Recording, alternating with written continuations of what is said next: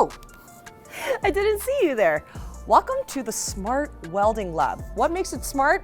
Glad you asked. These are our virtual smart welding stations. So before students go into the real welding stations, they are able to test it out virtually here. So it's safe, it's all within their control, and it is state of the art.